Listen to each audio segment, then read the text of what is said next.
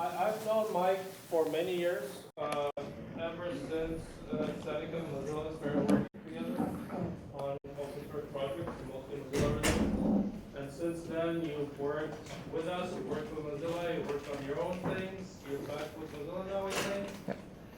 And what I've learned over the years, Mike always has something new going on, and whenever I talk to him, whenever I listen to one of his talks, it's always something new, something interesting.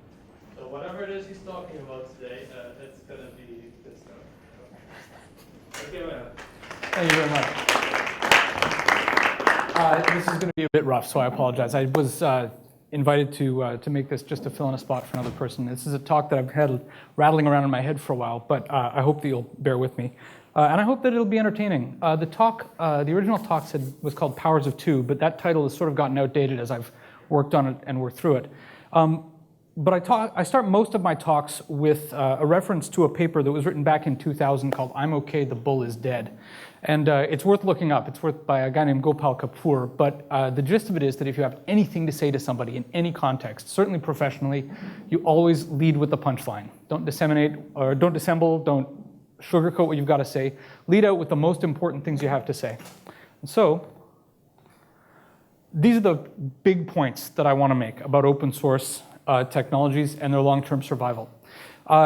Basically, promiscuity beats correctness and will always outcompete secrecy. Openness in the long term will always beat closed.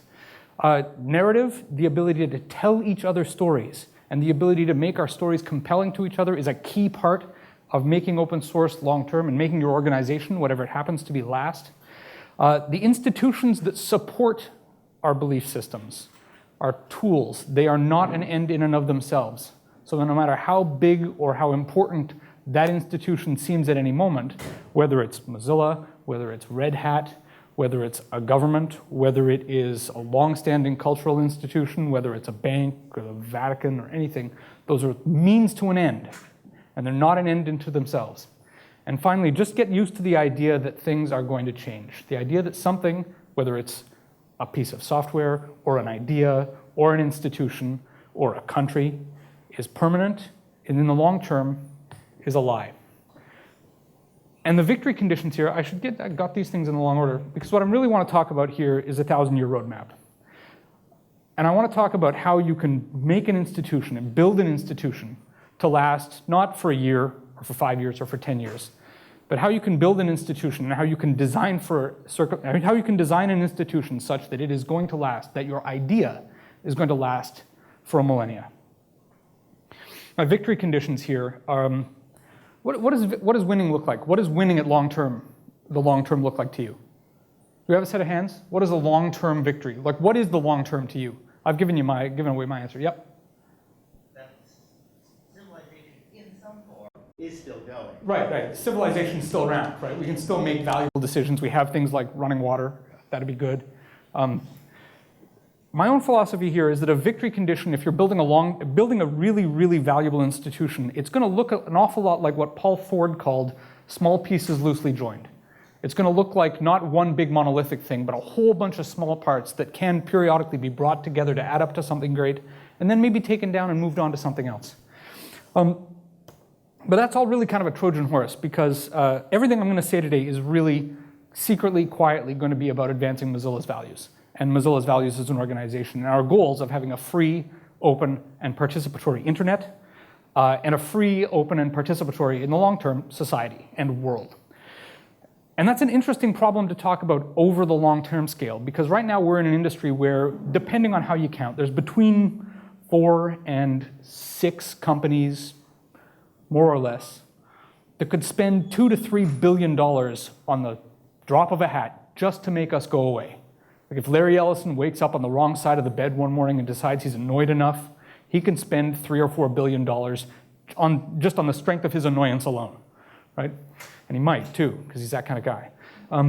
But in that context, how do you start? Like if you've got a threat model like that, how do you start planning for something that is 1,000 years long, something that's going to outlast not only Ellison but everything Ellison will ever do? Which will hopefully come sooner than later, but we can all keep our fingers crossed about that. And I'm going to do that by cherry picking a couple of historical examples, but I'm going to do it in the way that all good stories are doing. I'm going to cherry pick a couple of good examples. I'm going to tell some funny stories about them, and then I'm going to try and tie that into one larger narrative that hopefully is going to all make sense at the end of this. But like I said, this talk is expected to be a little bit rough, so I hope you'll bear with me while I ramble on. It turns out that when you're submitting an application to talk here, saying that you intend to just ramble on aimlessly for like an hour, those talks don't get accepted. That might end up being what happens here, but you're going to have to bear with me. The one point that I want to make, though, before we get going, is that over this long-term scale, selection pressure is real, right? And the important thing to understand about selection pressure is that selection pressure does not have a moral value judgment associated with it. None. There is nothing like right or wrong in nature. There is only fit and unfit. But the other side of that is that selection pressure is a force, right? It is a thing that you can see and understand it. It's a force in the same way that the tide is a force, that gravity is a force, that the wind is a force. Once you see it and once you understand it, then you can start to accommodate it. You can start to not only understand it, but you can take advantage of it in the long term. And the same force that gives us, like, when it doesn't say judge, when I say rather that it doesn't make judgments, I mean that the same selection pressure that gives us very graceful, beautiful creatures like gazelles or silverback gorillas, or swallows, also gives us things like cockroaches and anglerfish and this guy, right? Which is one of many, many nightmares that you will find out if you go to the wrong corner of the surface of the Earth. But for the most part, it looks like this. And these are Charles Darwin's finches. These are sketches taken. This is a sketch, a black and white sketch, because Darwin didn't have a white pen on black paper. Taken from Charles Darwin's notebook. And his details of what evolution looks like in the sort of midterm. Darwin's finches tend to be animals that all have a hard time interbreeding. They don't quite eat the same things, though there's some overlap there. They don't quite sing the same songs. They don't quite talk to each other. But from a certain distance, you can tell those are all finches, right? And that the evidence that there is a vibrant community there is not evidence that there is a lot of one kind of finch, right? But a robust, diverse community there's lots of different things that you can kind of tell are a finch, all singing songs that kind of sound like finch songs. And so why does, the next question that we got to lead up to here is why I want to do this at all, and why does open source matter at all? Does anyone here have a good answer for that? I know what I think about why open source matters. You're not saying anything, you're adjusting the camera. Well then, all right.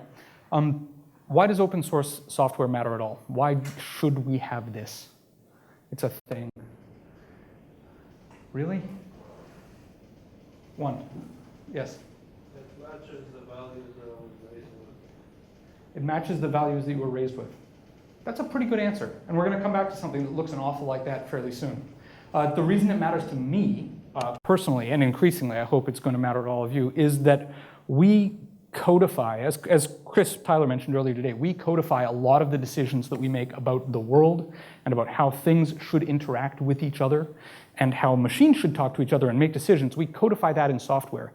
And real human lives depend on the outcomes of those decisions, right? And not just in the near-term industrial accident kind of things, but as we encode more things into software, basic stuff like the value of our time, the value of our votes, God help us if we start doing that, of questions of justice and basic human decency are going to get written into software. And if we start building tools that make decisions about human society without being able to see into them, and without being able to understand the complexities of how those things interact, not only with the problem domain they're facing, but with everything else around them, if we can't see into those machines and understand how they work, we're screwed. Great conversation I had with there's a high-ranking fellow at Samsung talking about the Internet of Things, who observed that, that they can very easily sell you a device that, for example, turns off the water in your house if they discover there's a flood. So, okay, something is overflowing, you've got a sensor in the bottom of your basement, we turn the water off. That's great. And we can also very easily sell you a device that turns on the sprinklers in your house when there's a fire, right? Great.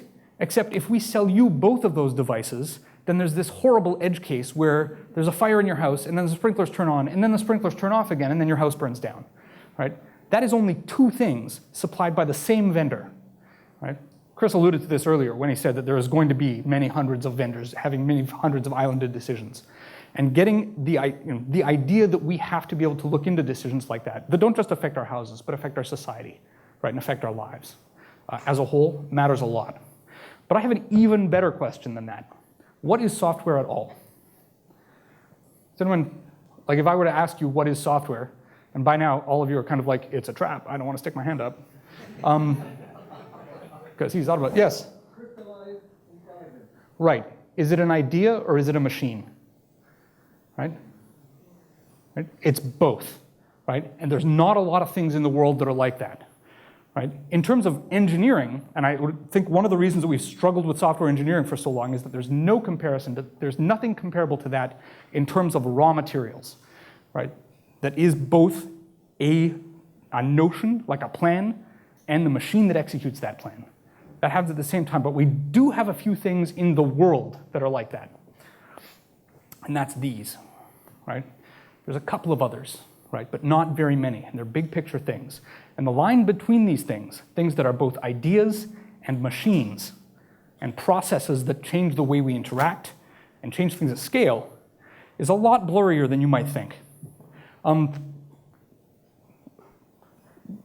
Why is a dollar? Like, what is money? What makes money money? Right? Pardon me? There's no idea of money, I guess. Right. Money's just paper, right? Money is just paper, but why is money worth anything? Right? Give it back. Right, because we've given it value, right? And the same thing is true of language. The same thing is ultimately true of software. Like, why does software have any power to make decisions? It's because we've imbued it with all that power, right?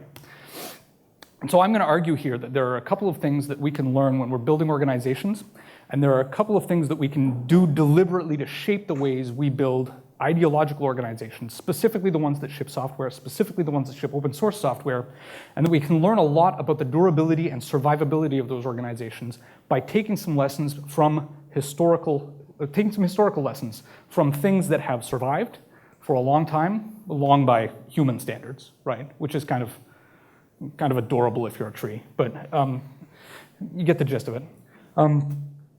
And there's a lot of lessons we can take from the things that have survived and from the things that haven't. So we're going to start off, I think, by talking tech. If there's hands at any point, like if any of you want to interrupt this deluge of words that's coming out of me, that's probably okay. It might help everyone take a breath and inhale. That'd be good. Oh, good. Oh, I have water here. That's even better. Does anyone recognize this? Oh, we got a show of hands here. Yourself. Yes, that is exactly what it is. This is the Antikythera mechanism, it was called. It was fished out of the ocean around 1900. To memory, I should have written that date down, the exact date, but this was fished out of a dive site around 1900. It dates to around 200 BC. At the time, that was considered a very controversial judgment, because nothing else in that time period comes close to the degree of complexity, to the degree of sophistication that we've seen in this thing. In terms of world history, we've gone back to this thing. The artifact had been carbon dated to around 200 BC, which was hard to believe because clockmaking of that sophistication didn't show up in Europe until the mid-1400s. Right? We only started to understand how this thing worked after taking some fairly extensive X-rays of it. Fairly extensive X-rays in 1970s. 1976, a researcher took some X-rays of it, went back to the original site, started combing up more pieces, figuring out how it all goes together.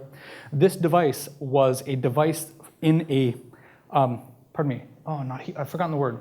Not heliocentric, but teracentric. Is that the one? The teracentric model? This was a device that you could crank by hand that would predict as far ahead as you wanted to go in the future, as far back as you wanted to go, the position of all the planets relative to a heliocentric position. So extremely complicated gearing, very sophisticated for the 1400s, absolutely unheard of in 2000. The information about how this was built, where it comes from, lost. Right? This is 1,500 years before things like the Babbage engine were even a twinkle in anyone's eye. On the other hand, meanwhile, at about the same time, here's this great thing. This, if you want the original disruption, here's two industries in one. This is paper, right?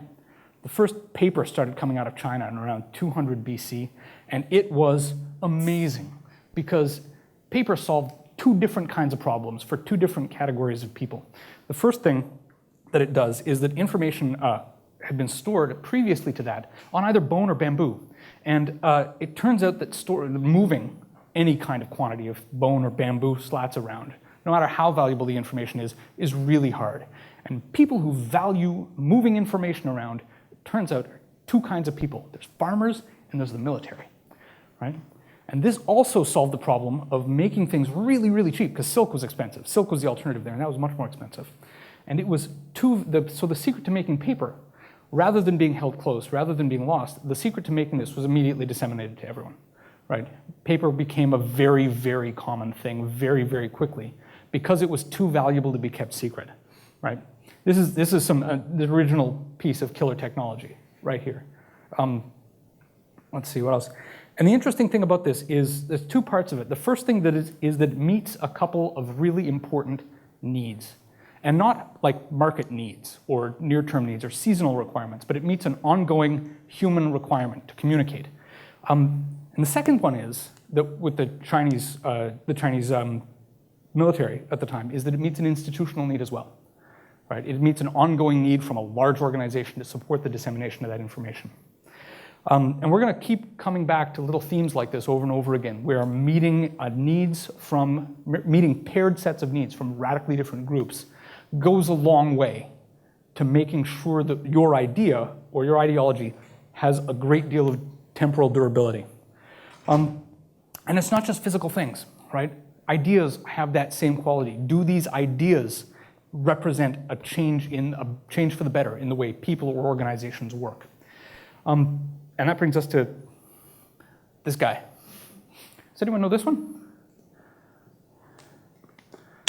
Oh, I know that this is very important to some of you. This is an icon representing Emperor Constantine I. If I say that, does anyone know Emperor Constantine the First? He was the first one, kind of a big deal. So, what this fellow did, which, pardon me, I've got to deal with my thing here. But Emperor Constantine did a really interesting thing. He legalized Christianity. Up until that happened, and this was in the early, this was much earlier than the 380 AD that I mentioned. It was about 318, I think. He legalized Christianity at a time when it was considered a marginal or a disallowed religion in the Roman Empire at the time. And he paved the way for it to be adopted as the state religion in 1380. And there's a lot to be learned from the rise of Christianity in a situation where the dominant religion of the time was the pagan deities of the Roman Empire. Because Christianity grew over what I would argue was the first well-managed, safe, multinational network of any kind. And those were the Roman roads, right? The growth of Christianity followed society through the slave castes, and very rapidly grew along a network that had been established by an unfriendly and inhospitable organization that couldn't stop its use. And this may be a familiar tune to some of you, right? If you are used to dealing with things on a network that is not fully your own, that you need to take advantage of anyway, right? If you're a phone company, this is a particularly relevant story. Right? So more generally, there is a lot to be learned. And I really apologize for providing what has to be the most superficial understanding of this period that you're ever going to build. I'm trying to cover a couple of hundred years of history in like a very hand-wavy, 3 minutes here. But the various incarnations of Christianity over that time, the various institutions of it, managed to leverage the strengths of the existing Roman Empire to get to a point where the Roman Empire could no longer just deny its existence or marginalize it, but eventually adopted it as its state religion, which lasted essentially until the Roman Empire itself collapsed. There's more to learn from that afterwards, because the collapse of the original Roman Empire did not in itself result in the collapse or end of Christianity. Rome is done, right? The barbarians have arrived. That empire is over. But the belief system that was built on top of it has lasted. And it's lasted by being very loosely coupled to the organization that it took advantage of, right? And this is the lesson for this, is that your ideology, probably your belief, your idea, can take advantage of places, but it has to be able to survive the loss of those organizations or those institutions that it relied on as well. A very similar thing happened to Islam during the failure of during the last days of the golden age of Islam. Last days, that was centuries, but I'm waving my hands around, so bear with me. Is that the notion of Islam, even though it ended up being several different kinds of Islam and several different kinds of Christianity, the forking tree there is magnificent. Lots of different granular beliefs about this is the right way to do this, no, this is the right way. But if you step back a distance from that, we can agree that these people all follow roughly the same school of thought. The ideology, the belief, has survived the deaths of the institutions, the fragmenting of the user base, and the eventual reunifications. All of that matters, and I want to compare that with something that happened at about the same time to Damascus Steel.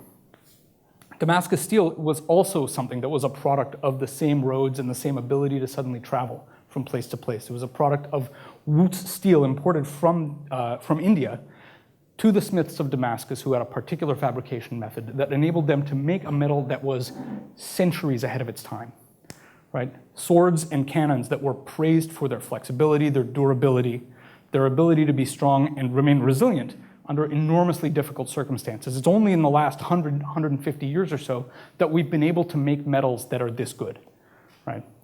And a lot has changed. Like metallurgy today is amazing. You could take any spring steel bar out of any truck suspension right now, and if you could send that back to a Middle Ages shogun, you'd be able to have a part of the kingdom named after you, right? Because we're really good at it now, right? But we started building this in 300 AD, late 300 AD, right?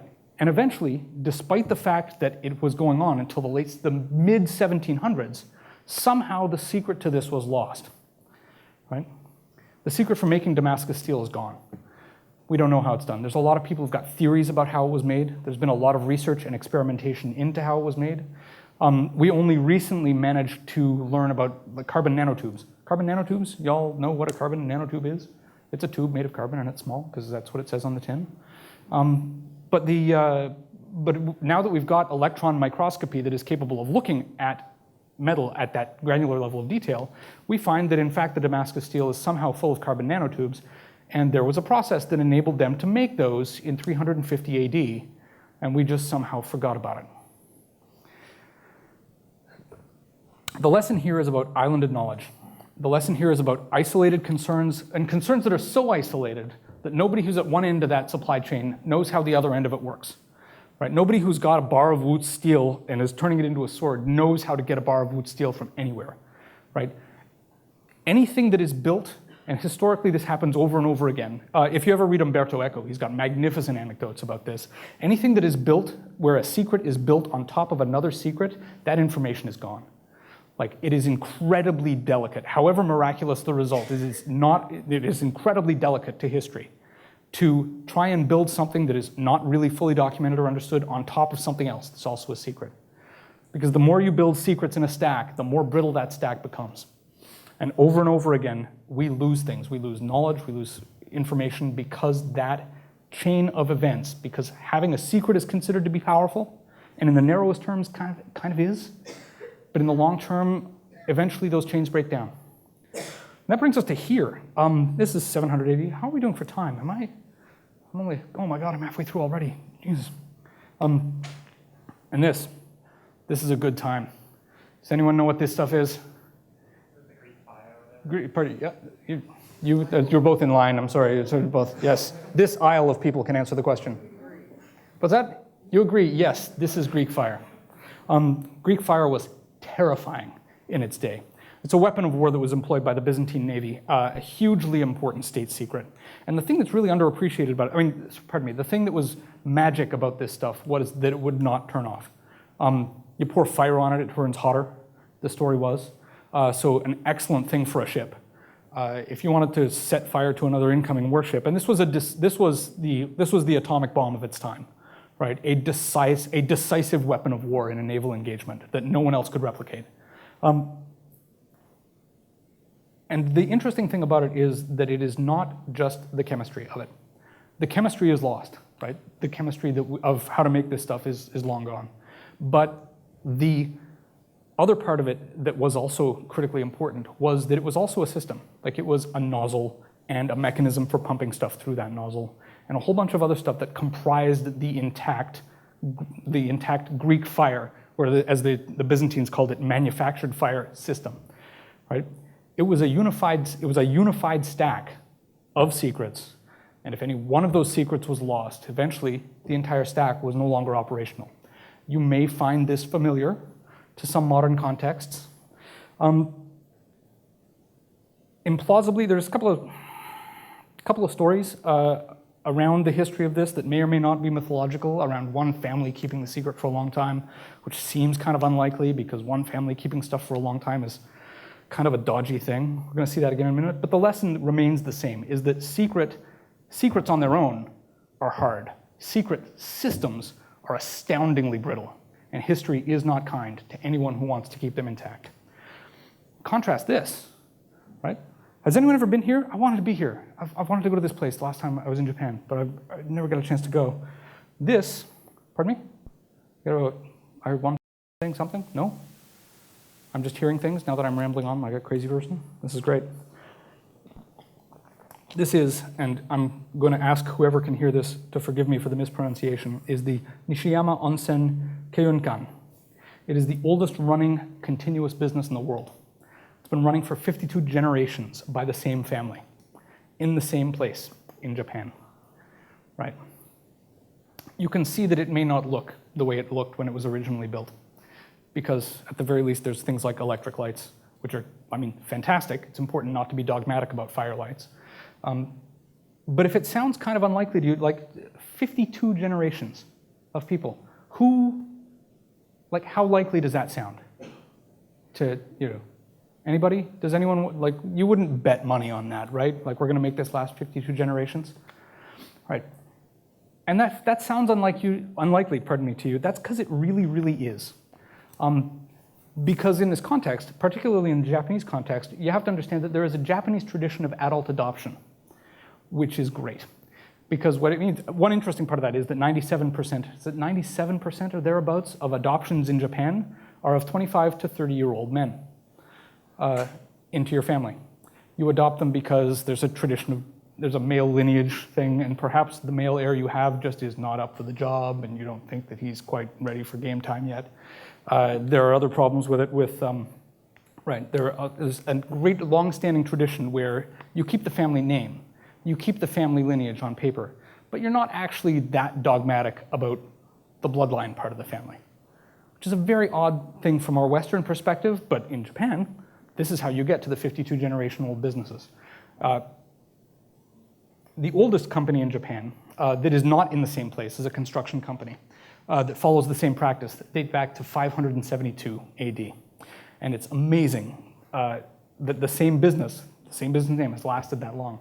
And there's a couple of interesting things that you can say about this. The first one probably being that being dogmatic about stuff is an attack surface. The number of things that you are dogmatic about when you are trying to found your organization, when you are trying to say that this is a long-standing organization, the number of things that have to be strictly just so, you want to keep that to a very minimum, right? I mean, this organization here could be dogmatic about the definition of family. They could be dogmatic about the structure of the building they're in. They could be dogmatic about the location.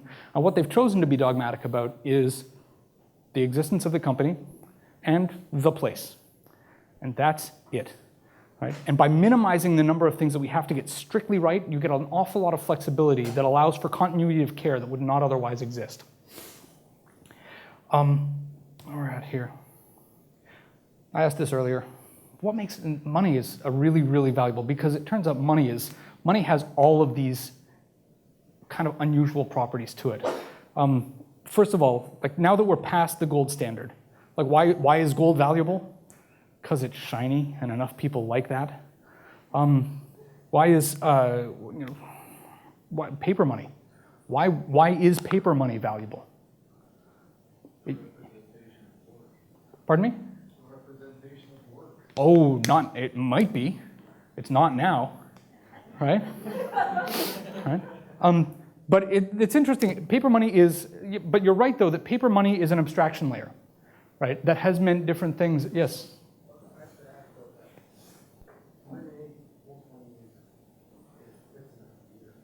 Oh yeah, right. So paper money started out being an abstraction layer where you would have like pounds sterling, and a pound sterling was an honest to God physical pound of sterling silver, right? And if you had enough coins to make up a pound of those coins, you had a pound sterling silver, which it turns out is super inconvenient to walk around with your pockets full of that stuff. So you don't. So around let's see, this happened in the late 1600s. I think this was 16. I really should have written this down in my notes. This is one of the earliest pieces. This is one of the earliest pieces of paper money. This is essentially a handwritten, partially stamped. This is from the Stockholm Banco in Stockholm, Sweden, and it's one of the earliest pieces of paper currency being issued rather than coins. And this is really interesting because this represented a step away from the actual metal. Right, so we believe the metal's valuable, and then we believe that the paper is a representative place for the metal. So we're one layer away from we're getting further and further away from the metal, if that expression means anything to you. The Bank of England actually, shortly after this, started issuing standardized paper currency certificates. Right, what we come to realize is, and eventually in standardized denominations. And this becomes, of course, standardized, and because it's a standardized idea that affects people's lives and that causes causes the circular wheels of commerce to turn, eventually something really interesting happened. Let's see, pardon me, I'm gonna get back to this. Eventually something really interesting happens with the money. Fiat currency. Fiat currency happens. We have the gold standard, we have the silver standard, and we say that in order to declare that our money has value, that it is worth an equivalent amount of that other thing that has value. And then, all of a sudden, we reject the gold standard. We don't have backed currencies anymore, certainly not in North America. There are very few places that do, because the abstraction has become a layer in and of itself. And this is an amazing trick. Like, have you ever seen, you've seen that bit where they pull the tablecloth out and the flowers are still standing, right? But in terms of finance, this is roughly like having an entire beautiful dinner set out and then taking the table out, right? Like this is not just some layer between the table and we are actually taking the table out from under the dinner, and somehow the tablecloth and the dinner just sits there, right? The thing that kept it off the ground, somehow we could take that away, and the idea of money somehow is valuable enough that the idea of money itself stays relevant, even though the gold backing that money is no longer really there. Yes? It's important that wild coyote doesn't look down. Right. And so then, because the interesting part that happens after that is that then not only do we take the table out from under the money, right? Then we move away from money being a paper thing at all, right? Now money, as you say, is just bits in an account. Right? And now we have taken, not only have we taken the table away, then we take the room away, and yet somehow at the end of that, everyone sits down and has a meal and feels pretty full, which is the most remarkable thing, right? Because money at a point now where money is just an artifact of pure imagination, right? We somehow got from a point where it was a rock to it was a dream, and everything in there everything still works. We can still buy things like food and water, and it's magic. And I'm gonna argue that the only reason that works is because money solves a lot of problems for people, and that the success of the idea of money matters to a lot of people with a lot of disparate interests, right? And when you're designing whatever your organization you intend to build, in my case, Mozilla, which I hope we last 1,000 years, and we're working on that. It's in my, I got a line item on my quarterly goals, and it's in my calendar and stuff. Make organization last 1,000 years. But if you can come up with an ideology, if you can have an idea that not only solves a bunch of real problems for people, but also does it in a way that lets those people's disparate interests, even if they're pulling in other directions, still give rise to that idea and advance that idea, then you're on the right track. Where are we at here? All right. And the institutions are going to go with it. The Bank of England here, the 38 minutes. The Bank of England here, it's a shame that I don't have it up on the screen here. The Bank of England has a charter, right?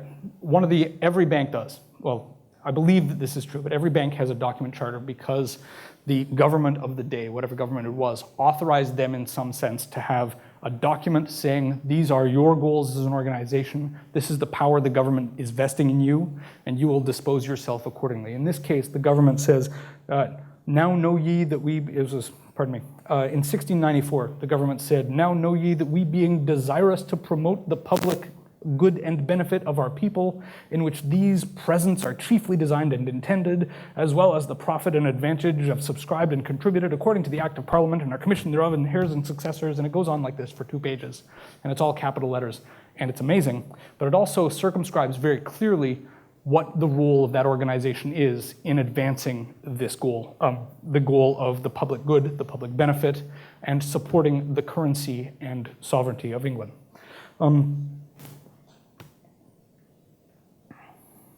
So have founding documents. This is going to be true if it's a religion, if it's a bank, if it's a corporation. If it's an ideology, have something you can point to. Have something you can point to that people can read and understand. We're going to get back to that in a minute. This is, anyone recognize this one? I say this a lot, like, do you know this? Do you know this? These are all pictures I found on Wikipedia. Have you been to the same Wikipedia articles that I have? Do you tell yourself the same crazy stories about them? Fantastic, go team. This is an edge case, but this is a really interesting edge case. Because this is a picture of a group called the Shakers, otherwise called the Shaking Quakers. The Shakers, or Shaking Quakers, were also called, the longer name for them that they called themselves was the United Society of Believers in Christ's Second Appearance, was a religious sect. They were founded in the 18th century, having branched off from a much larger Quaker community and then subsequently immigrated to North America. The interesting thing about the Shakers is a couple of things, not one of which is that they got their name Shakers from their ecstatic dancing during their ceremonies. These actually the Shakers have largely expired. There are very few of them left. But they lasted a good 200 years. It's only in the mid-1900s that the last Shaker communities have sort of tapered to the point where there's not going to be any more Shakers. But the interesting thing about this is not that they had a community that lasted 200 years, and it's not that they're expiring as a community. The interesting thing is that one of the core tenets of their belief is celibacy. Right. So, where do all these new people come from? And how do they last? And it turns out that this is an edge case, but it's an informative edge case, because if your idea is compelling enough, if you can tell narrative stories about if you can tell stories that are interesting enough to people about why your ideology, why your organization, why your set of beliefs are going to make their lives better, how they're going to be happier to participate in it, you don't even need kids, right? The story is, this is really important, that the story you're telling will be good enough to bring people in, that even in the face of what should be a one generation and out problem, that you can still have something that lasts centuries. But it is about how well you tell your story, how well you communicate it, and the value that that thing is perceived to give to the world, right? This is the worst case scenario in a lot of ways for a community, for an organization. A community that has no kids by any reasonable metric should not last 30 years, right? And these people have managed to get 10 times that far, just on the strength of a set of beliefs and a way of talking about those beliefs in ways that people want to join up and people want their lives to be better and improved thereby, right? More generally, this is how knowledge is transferred. This is how believers come from you. This is where believers come from. It's believers in stories. Secrets die, and they die hard, and they stay dead when they do, right? More generally speaking, secrets built on top of other secrets is something we see again and again, something that ends fast and is a hard time coming back. And we've seen this. This is not an artifact of some distant past, right? In your generation, we have seen legacy hardware die off that just because no one knows how to fix it, because there's no one left, right? The FAA, the Federal Aviation Administration, wanted at one point to upgrade their air traffic control systems IBM came back to them after a long consultation period and just said, we can't. We have to rebuild it from scratch. Why? Because there is nobody left alive who understands it. The systems that we built in the 40s and 50s to do this job no longer have an institutional knowledge left. We don't have the documentation, we don't have the brains, we don't have the talent anymore. We have no way to look into that stuff and know even what's wrong. Like, we don't even know where to start. We have to rebuild them again because we have these black box systems that nobody can fix. In 2007, the US government started overhauling a national stockpile of nuclear missiles, right? Now, it turns out you would think that that's high stakes stuff, right? We should keep track of documents around nuclear missiles. That sounds important to me. And yet, when they go to refresh this line of stuff and make sure that they are safe, make sure that they are going to last for another years, make sure that we've got enough fissile material, they've realized, that the National Nuclear Security Administration realized that they could not actually produce a material that was critical to their operation. Material at the time was called fog bank, was the code name for it, and code name was all they had. Right, so we've got, on the one hand, we've got an atomic bomb. And on the other hand, we've got a knowledge that there is a material in there called fog bank that is important. We don't know why it's called that. I don't want to open that. Look at it, right? And so all of this information, like, this is not a unique phenomenon to history. History is merciless to this, but it happens all the time, right? A generation of scientists, of technicians, of librarians, of people, of church leaders, of community leaders, financiers, entrepreneurs. A generation goes away, and the information they had goes with them. Right? So that brings us back to this. How are you going to build an organization that lasts 1,000 years? Right? So, a couple of things that seem to be universally true. Not always, but seem to be. One of them is, do you have a set of principal documents? Do you have a thing you can point to that says, this is the starting point? These are our values, these are our goals, these are our principles. Are those documents accessible? Can you get someone who has not been a part of your organization in the past to look at those documents and say, I'm excited by this, I want to be a part of this? Are you evangelizing, right? Are you evangelizing those documents? Do you have outreach efforts to go to the world and say, we believe that these things are important and this is why? Does this thing, whatever your thing is, in our case it's the open web, could be anything for you from food safety to food supply, it could be traveling to the moon. Musk has a 1,000-year mission to get us to Mars. This is all very exciting stuff. Do you have a way to get people excited? Do you have a way to get people to self-identify as being part of your organization? And maybe more importantly, is your leadership of this organization widely distributed? Is more than one group of people trying to be a part of this or leading a group in some region that is trying to be a part of your efforts? And are you only loosely coupled to the point of origin, right? Like, if Mozilla goes away, what happens? If Mozilla is, if our all hands gets hit by an airplane, then people who still believe in what we believe can go to our website, can go to our source code, can take that part of the organization and respin it and turn it into something new. And it won't be exactly what we had before, but my hope is that the dream lives on, right? And a good way to figure out if your goals, if your real mission is only loosely coupled to your organization is to ask yourself, what happens if another one shows up? What happens if someone else shows up and says that they're the real ones, says that they're the real Mozilla? If another organization shows up and says, this is, we believe in the open web, and we're Mozilla too, and we're taking it from here. Does that make you happy, right? Are you sad and angry that someone is trying to take the throne from you, or are you just like, go team, great, fantastic, now there's more than one of us, that's amazing. If you can say that, and if you can get to a point where that is not only true, but it's pervasively true, then you're winning, right?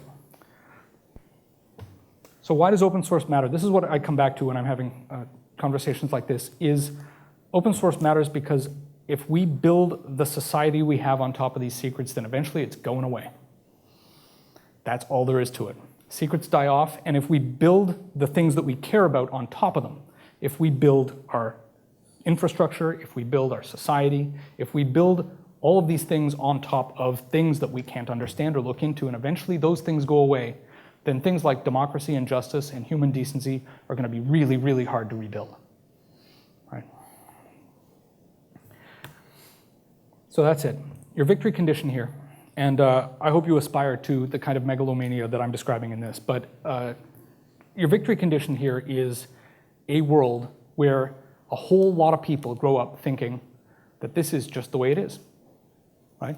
Of course you can see into your source code. Of course you can open a laptop and then figure out how it works. It's always been like that. What kind of animal lives in an environment where you can't use open source technology? That's savagery, right? And a whole generation of people who grow up just thinking that that's normal, right? And we're almost there right now with the web, right? We've got a generation of people who are growing up right now insisting on transparency, insisting on the kind of connected activism that the web and open source make possible.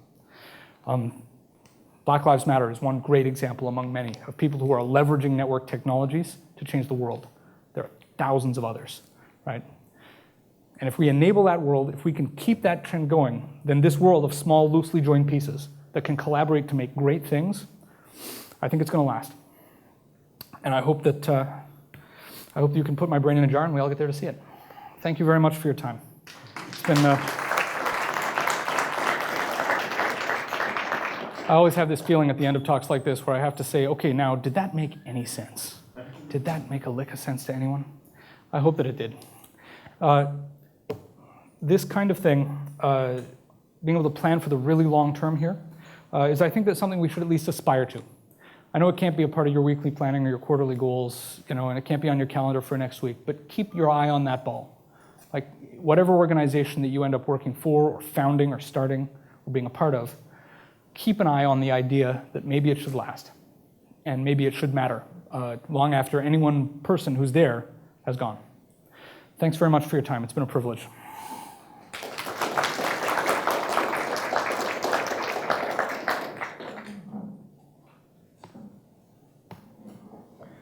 "51 minutes. Oh, does anyone have any questions? Anyone have any comments? One in the back. Yes. What do you think about Bitcoin? What do I think about Bitcoin? Yeah. My feelings are conflicted about Bitcoin. There's two things I think about Bitcoin. One is that the idea of a consensus transaction record is really compelling. And the idea that you will have a space where it is not possible to arbitrarily make claims that are not backed out, that are not verified in some way, that there is a codified consensus reality system for a system, that's really interesting. Around history, around storing, a source as a source of truth, it's really it's a compelling idea. There are also problems with who was that fellow, the fellow who actually created a Bitcoin farm a little while ago and suddenly had 51% of the blockchain under his control or 51% of the CPU power, and then just quietly sort of agreed not to do that. That was scary. I think that Bitcoin as a transactional model is much more important than Bitcoin the currency. I think that Bitcoin the currency is, well, I usually have a lot of profanity in mind when I talk about Bitcoin the currency, but I think that Bitcoin the truth model has a lot going for it. Yes? So if you have some concerns about fiat currency, which I gather that you might have. Pardon me, quite the opposite. Oh. I think that fiat currencies are awesome. I think that they are almost magic in how well they work and how there are enough people pulling on the incentives in different directions that they stay relatively stable globally. Wow. I think that there are very, very strange thing. I don't know how else to explain it. They're a very, very weird thing, and it's amazing that it manages to work as well as it does. But they also offer tools, and they offer societies tools to take advantage of them and to leverage what money is and the nature of money in ways that are actually generally beneficial to society. And I don't think that they're any worse than backed currencies. Bitcoin is not. Bitcoin is a backed currency, right? Bitcoin is it's currency that's backed with scarce hashes rather than gold. And I don't know that makes and it falls prey in that sense to all the same failures that made us shift away from Bitcoin, or that made us shift away from backed gold currencies. So I think that there's a lot of problems with the Bitcoin the currency model, even though I like the Bitcoin the historical record model. Yes? I don't really have a question, more of a comment. The reason one of the advantages of fiat currency, the gold-backed currency actually inflates the value of gold. And it's much more used to use gold in Right. in computers and that for contact, because that's very good electrical Mhm. properties. Yeah. Also, it's worth paying attention to the people who tell you to buy gold. The people who tell you that you should buy gold are usually telling you to buy it because they want you to be afraid of things. What's this? That American pundit? Do you know who I'm talking about? Pardon me? Schiff? Peter Schiff? No, not Peter Schiff. He's that Glenn Beck.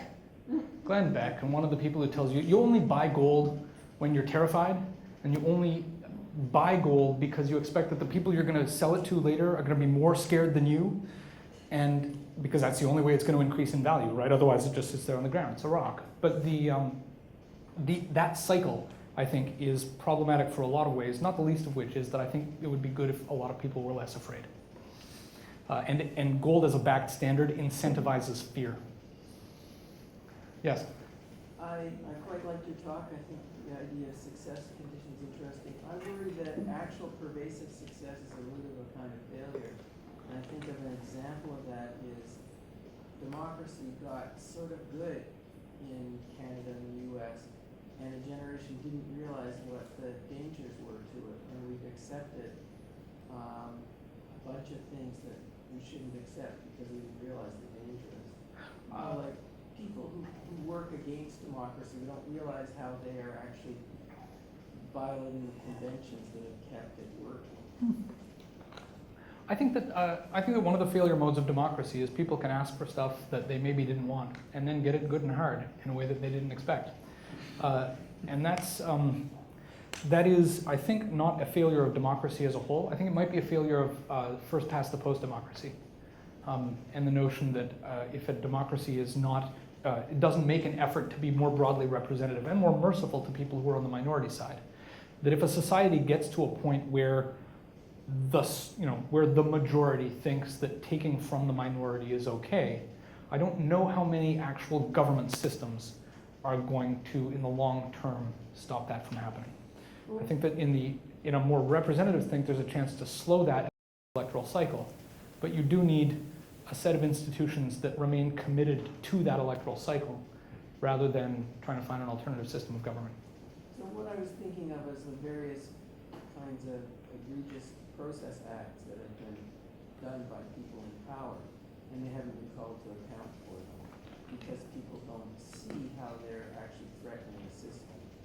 I'm not talking about the individual decisions, which you're talking about and I think matter a lot. I'm talking about people taking the system for granted and not realizing they have to protect the system.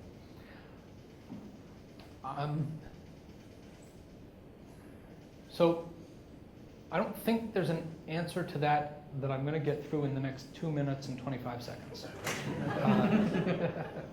I have a lot of conflicting feelings about that around things like intent and human rights and government, and just the fact that they're called human rights because you're not supposed to be able to take them away, and yet sometimes this law comes along that does that, and how there's a lag in our system that allows that law to be created, and then it takes a long time to get challenged, and a lot of people suffer in the meantime.